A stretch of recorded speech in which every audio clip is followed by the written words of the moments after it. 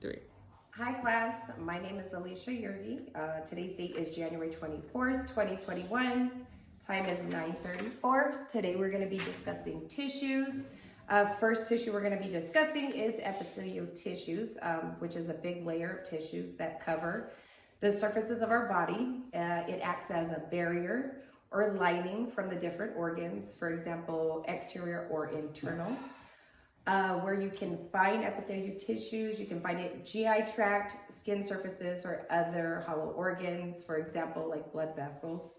The function epithelial layers or tissues provide protection, absorption, secretion, sensory, so reception of sensory stimuli.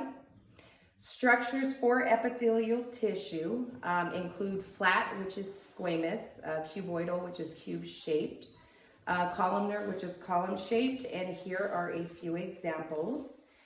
Here we have a simple squamous, simple cuboidal, simple columnar, stratified squamous, stratified cuboidal, pseudostratified columnar, and transitional. The epithelial tissue is vascular. They contain no blood vessels. Nourishment through connective tissue or underlying tissue from our basement membrane. Connective tissue would be the next one we're going to discuss. It is associated with the word connect. The tissue is found in our tendons and ligaments.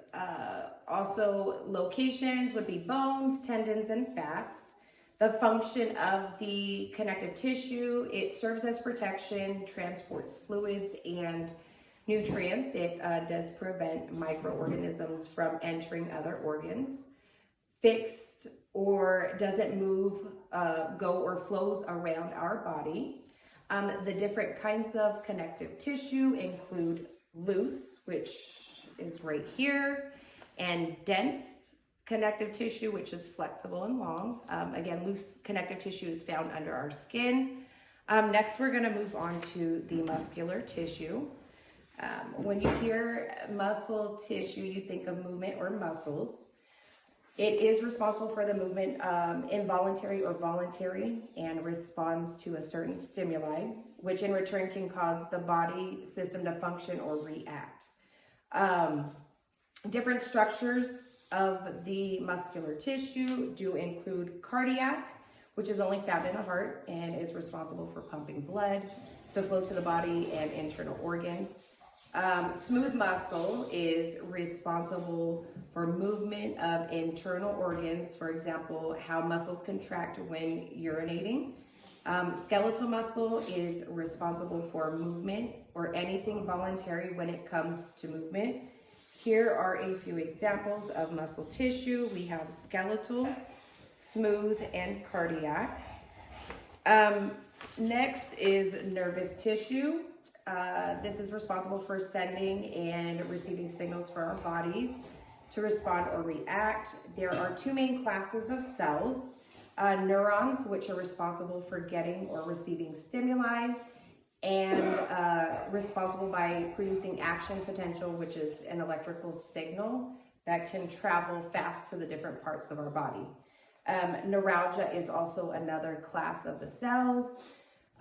These ones support the neurons to be able to respond depending on what the neurons receive. And here is an example of the neuron or nervous tissue. It's important to know structure and function. By understanding how systems interact, you can determine the proper care for each individual patient and their specific symptoms. And with a foundation of anatomy and physiology, you will have the building blocks to make the proper decisions and provide accurate and quality care.